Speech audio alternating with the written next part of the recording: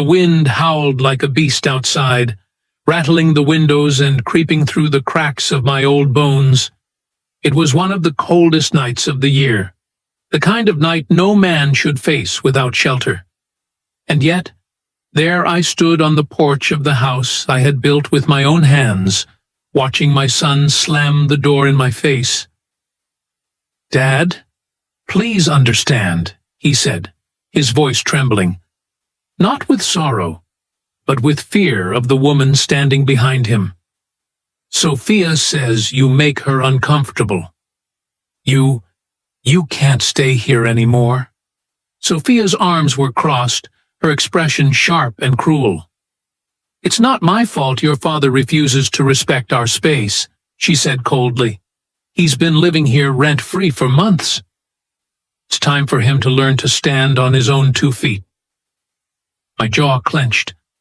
I wanted to remind her that I paid for this house, that every brick, every nail, and every drop of sweat that built it was mine. But when I looked into my son's eyes, I saw the truth. He had already chosen her over me. And so, I stepped into the freezing night, clutching nothing but my worn coat, and the dignity that was quickly slipping through my fingers. Snow began to fall heavier as I trudged down the quiet suburban street. The lamp posts flickered, casting long shadows across the icy pavement.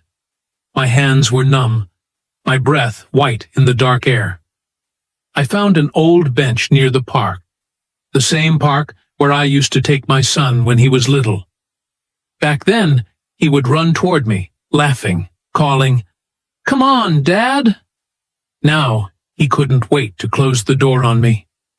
I wrapped my coat tighter and whispered to the wind, "You'll regret this, son. One day, you'll regret this." But regret wasn't enough for me anymore. As the night grew colder, so did my heart. That's when the idea came to me. Slow, sharp, and perfect. 2 days later, I went to an old friend, Martin, my former business partner. Together, we had started a small construction company 30 years ago. When my health failed, I stepped back, trusting my son to run things. What I didn't know was that Sophia had convinced him to sell my shares behind my back, using my name on the papers. Martin had warned me, but I was too blinded by fatherly pride to believe him. Now, sitting in his office, I told him everything. About the eviction, the betrayal, the signatures that weren't mine. He leaned back in his chair, his brows furrowing. "John, I still have the documents. I told your son years ago. Forging your signature was illegal. But he didn't listen." My heart pounded. "You mean, there's proof?" Martin nodded slowly. "Solid proof."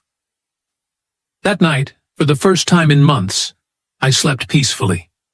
Over the next few weeks, I quietly gathered everything.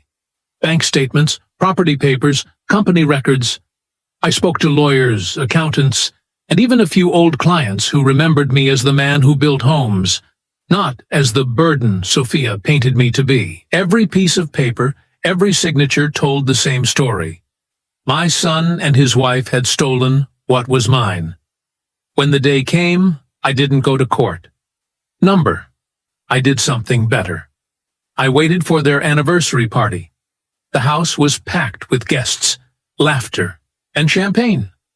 I stood at the edge of the driveway, wearing the same old coat they threw me out in, the same one that smelled faintly of the cold night I spent alone. As the music played, I walked right in. Sophia spotted me first. Her smile froze. "What are you doing here?" she hissed. Before she could call security, I raised my voice. "I'm here to give my son a gift." The room fell silent. All eyes turned toward me. I handed my son a brown envelope. "Open it." He frowned, confused, but did as told. Inside were copies of every forged document, the property transfer, the company shares, even the fake signatures. Gasps rippled through the crowd. "What is this?" he stammered. "This," I said, my voice steady, "is the proof that you and your wife forged my name, stole my assets, and sold the company I built. But don't worry, I'm not pressing charges." Everyone looked shocked. Sophia turned pale. You're lying!"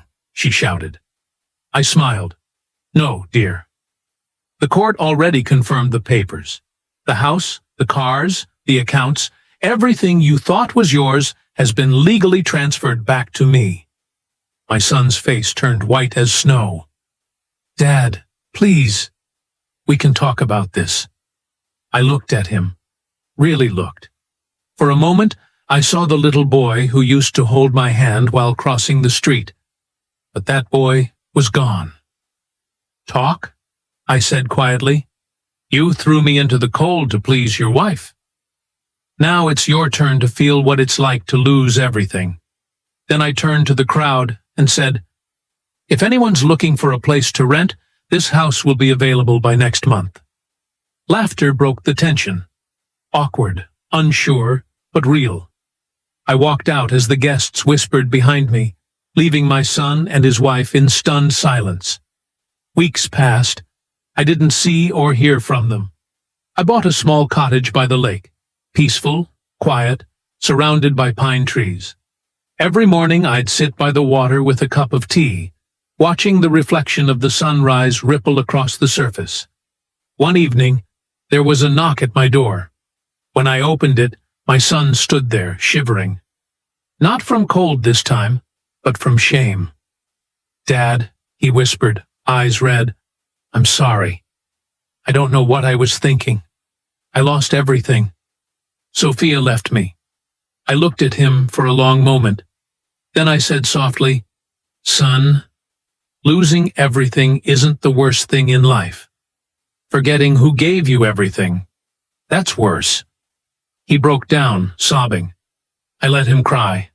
I didn't hug him. Not yet. Some wounds take time to heal. But as I watched him there, broken and human again, I knew my revenge was complete. It wasn't about the house or the money anymore.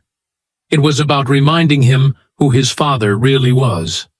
Moral: never forget the hands that built your home, because someday those same hands might be the only ones willing to forgive you.